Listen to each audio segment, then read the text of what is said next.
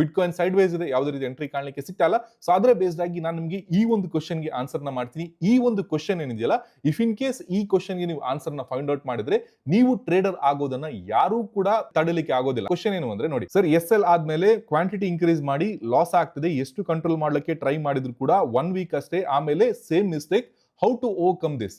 ಈಗ ಈ ಮಿಸ್ಟೇಕ್ ಅನ್ನ ನಾನು ಸಿಂಪಲ್ ಆಗಿ ಹೇಳೋದಾದ್ರೆ, ಇವರು ಏನ್ ಮಾಡ್ತಾ ಇದ್ದಾರೆ, ಪ್ರತಿ ಟ್ರೇಡ್ ಗೆ ಅವರ ರೂಲ್ ಅನ್ನ ಚೇಂಜ್ ಮಾಡ್ತಾ ಇದ್ದಾರೆ. ಸೊ ಈ ಒಂದು ಬಿಸ್ನೆಸ್ ಅಲ್ಲಿ rules are very very important. ಒಂದು ರೂಲ್ ಅಂತ ನೀವು ಸೆಟ್ ಮಾಡಬೇಕಾಗುತ್ತೆ. ಆ ರೂಲ್ ಅನ್ನ ನೀವು ಡಿಸಿಪ್ಲಿನ್ ಆಗಿ ಫಾಲೋ ಮಾಡಿದಾಗ ಮಾತ್ರ ನೀವು ಟ್ರೇಡಿಂಗ್ ನಲ್ಲಿ ಸಕ್ಸಸ್ ನ ಕಾಣೋದು. ಈಗ ಟ್ರೇಡಿಂಗ್ ಸೈಕಾಲಜಿ, ಡಿಸಿಪ್ಲಿನ್ ಆಗಿರೋದು, ರಿಸ್ಕ್ ಅನ್ನ ಮ್ಯಾನೇಜ್ ಮಾಡೋದು, ಇದೆಲ್ಲದರ ಅರ್ಥ ಏನು? ಇದೆಲ್ಲದರ ಅರ್ಥ ರೂಲ್ಸ್. ಅಂದ್ರೆ ನಾನು ದಿನಕ್ಕೆ 3 ಟ್ರೇಡ್ ನ ತಗೊಳ್ತೀನಿ, 3 ಟ್ರೇಡ್ಗೆ ಇಷ್ಟು ರಿಸ್ಕ್ ನಾನು ತಗೊಳ್ತೀನಿ, ಆ ರಿಸ್ಕ್ ನ ಬೇಸ್ಡ್ ಆಗಿ ಇಷ್ಟು ಕ್ವಾಂಟಿಟಿ ನಾನು ತಗೊಳ್ತೀನಿ. ಅದ್ರ ಬೇಸ್ಡ್ ಆಗಿ ನೀವು ನಿಮ್ಮ ಒಂದು ವಾರನ, ಒಂದು ತಿಂಗಳನ್ನ, ಒಂದು ವರ್ಷ ನೀವು ಪ್ಲಾನ್ ಮಾಡಿದಾಗ ಆಕ್ಚುಲಿ ನೀವು ಟ್ರೇಡರ್ ಆಗ್ತೀರಾ. ಅದು ಬಿಟ್ಟು ನೀವು ಒಂದು ವಾರ ಒಂದು ರೂಲ್ ಅನ್ನ ಫಾಲೋ ಮಾಡ್ತೀರಿ, ಇನ್ನೊಂದು ವಾರ ಇನ್ನೊಂದು ರೂಲ್ ಅನ್ನ ಫಾಲೋ ಮಾಡ್ತೀರಾ, ಇನ್ನೊಂದು ವಾರ ಇನ್ನೊಂದು ರೂಲ್ ಅನ್ನ ಫಾಲೋ ಮಾಡ್ತೀರಾ ಅಂತ ಇದ್ದಾಗ ಆ ಒಂದು ರೂಲ್ ನ ಬೇಸ್ಡ್ ಆಗಿ ನೀವು ಯಾವುದೇ ಗೇಮ್ ಅನ್ನ ವಿನ್ ಆಗ್ಲಿಕ್ಕೆ ಆಗೋದಿಲ್ಲ. ಜಸ್ಟ್ ಫಾರ್ ಅನ್ ಎಕ್ಸಾಂಪಲ್, ನಾನು ನಿಮಗೆ ಒಂದು ಎಕ್ಸಾಂಪಲ್ ನೀಡ್ತೇನೆ.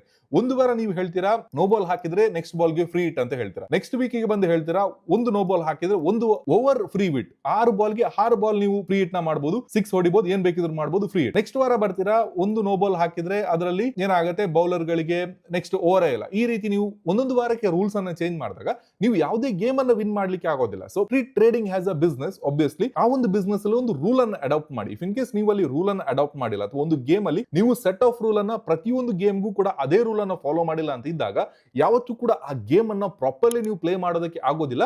ಅದರ ಜೊತೆಗೆ ಆ ಗೇಮ್ ಅಲ್ಲಿ ನೀವು ಯಾವತ್ತೂ ಕೂಡ ವಿನ್ ಆಗೋದಕ್ಕೆ ಆಗೋದಿಲ್ಲ. So this is the thing guys, set a rule. ನಮ್ದು ಕೂಡ ಒಂದು ರೂಲ್ ಇದೆ, ನಾವು ಕೂಡ ರೂಲ್ ನ ಫಾಲೋ ಮಾಡಿನೇ ಟ್ರೇಡ್ ನ ಮಾಡ್ತಾ ಇರೋದು. ನೀವು ಯಾವತ್ತಾದ್ರೂ ನಾನು ಒಂದು ಟ್ರೇಡ್ ಅಲ್ಲಿ $1000 ನ ರಿಸ್ಕ್ ಮಾಡಿರೋದನ್ನ ಇಷ್ಟು ದಿನದ ಲೈವ್ ಸ್ಟ್ರೀಮ್ ಅಲ್ಲಿ ನೀವು ಒಂದು ವಾರದ ವಿಚಾರ ಹೇಳ್ತಾ ಇದ್ದೀನಿ, ನಾನು 1 ವರ್ಷದಿಂದ ಲೈವ್ ಸ್ಟ್ರೀಮ್ ಮಾಡ್ತಾ ಇದ್ದೀನಿ. ಇಷ್ಟು ದಿನದ ಲೈವ್ ಸ್ಟ್ರೀಮ್ ಅಲ್ಲಿ ನಾನು $1000 ರಿಸ್ಕ್ ಮಾಡಿದ್ದೇನೆ, $500 ರಿಸ್ಕ್ ಮಾಡಿದ್ದೇನೆ, ಮೇ ಬಿ $500 ರಿಸ್ಕ್ ಮಾಡಿರ್ಬೋದು ಪ್ರಾಫಿಟ್ ಆದಾಗ, ರೈಟ್? ಬಟ್ $1000 ಅಥವಾ $2000 ಲೆಟ್ಸ್ ಸೇ, ಸೊ ಯಾವತ್ತಾದ್ರೂ ರಿಸ್ಕ್ ಮಾಡಿರೋದನ್ನ ನೋಡಿದ್ರೆ ಖಂಡಿತವಾಗಿಯೂ ಇಲ್ಲ. ನನ್ನ ಕ್ಯಾಪಿಟಲ್ ಇಷ್ಟು ಕ್ಯಾಪಿಟಲ್ ಇದ್ರೂ ಕೂಡ ನಾನು ಅಷ್ಟು ರಿಸ್ಕ್ ಅನ್ನ ತಗೊಳ್ತಾ ಇಲ್ಲ ಅಂತ ಇದ್ದಾಗ ಅದು ನನ್ನ ರೂಲ್. ನಾನು ಮೇ ಬಿ 4 ಜನ ವ್ಯೂವರ್ಸ್ ಗಳನ್ನ ಸ್ಯಾಟಿಸ್ಫೈ ಮಾಡ್ಲಿಕ್ಕೆ, ಅಥವಾ ಮೇ ಬಿ ನನ್ನ ವ್ಯೂವರ್ಶಿಪ್ ಅನ್ನ ಜಾಸ್ತಿ ಮಾಡ್ಲಿಕ್ಕೋಸ್ಕರ, ಅಥವಾ ಮೇ ಬಿ ಒಂದು ರೀಲ್ ಹಾಕೋಕ್ಕೋಸ್ಕರ ನಾನಲ್ಲಿ ಪ್ರಾಫಿಟ್ ನ ದೊಡ್ಡದು ಮಾಡ್ಬಿಟ್ಟು ನಾವು ಇಷ್ಟು ಪ್ರಾಫಿಟ್ ಮಾಡಿದ್ವಿ ಅನ್ನೋದನ್ನ ಶೋ ಮಾಡಬಹುದು. ಬಟ್ ಅದು ಆಕ್ಚುಯಲ್ ಟ್ರೇಡಿಂಗ್ ಅಲ್ಲ. ಅದರಿಂದ ಏನ್ ವ್ಯೂವರ್ಶಿಪ್ ಬರುತ್ತೆ, ಅದರಿಂದ ಮೇ ಬಿ ನನಗೆ ವ್ಯೂವರ್ಶಿಪ್ ಬರ್ಬೋದು, ಬಟ್ ನಾನು ಆಸ್ ಅ ಟ್ರೇಡರ್ ನನಗೆ ನಾನು ಮೋಸ ಮಾಡಿದ ಹಾಗೆ, ರೈಟ್? ಸೊ ಅದನ್ನ ನಾನು ಯಾವತ್ತೂ ಕೂಡ ಮಾಡ್ಲಿಕ್ಕೆ ಹೋಗಬಾರ್ದು. So these are the set of rules ನೀವು ಯಾವತ್ತೂ ಕೂಡ ಫಾಲೋ ಮಾಡಬೇಕಾಗುತ್ತೆ. ಸೊ ಸಮ್ಟೈಮ್ಸ್ ಏನಾಗುತ್ತೆ, ಯಾರಾದ್ರೂ ಫ್ರೆಂಡ್ ಹತ್ರದಲ್ಲಿ ಕೂತಿರ್ತಾರೆ, ಕೆಲವರದೊಂದು ಮೈಂಡ್ ಸೆಟ್ ಇರುತ್ತೆ, ಶೋ ಅಪ್ ಮಾಡೋಕ್ಕೋಸ್ಕರ ಏನ್ ಮಾಡ್ತಾರೆ, ಯಾವಾಗ್ಲೂ ಕೂಡ $10 ಅಲ್ಲಿ ಟ್ರೇಡ್ ನ ಮಾಡ್ತಾ ಇದ್ದಾರೆ. ಯಾರಾದ್ರೂ ಹತ್ರದಲ್ಲಿ ಇದ್ದಾರೆ ಅಂತ ಇದ್ದಾಗ $100 ಅಲ್ಲಿ ಟ್ರೇಡ್ ನ ಮಾಡುದು.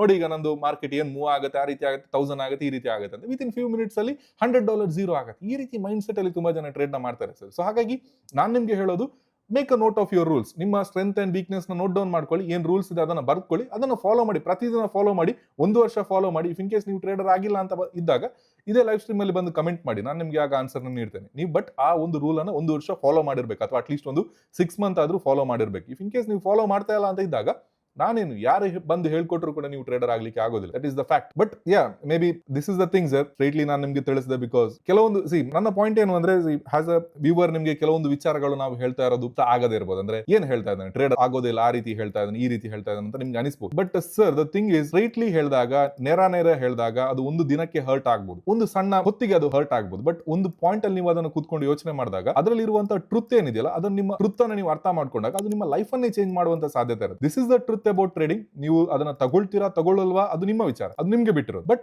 That is the truth guys. ಅದನ್ನ ನೀವು ಅರ್ಥ ಮಾಡ್ಕೊಂಡು ಅದರ ಬೇಸ್ಡ್ ಆಗಿ ವರ್ಕ್ ಮಾಡಿ. ಬಿಕಾಸ್ ನಾವು ಕೂಡ ತುಂಬಾ ಏಟ್ ತಿಂದಿದ್ದೇವೆ ಟ್ರೇಡಿಂಗ್ ಇಂದ, ರೈಟ್?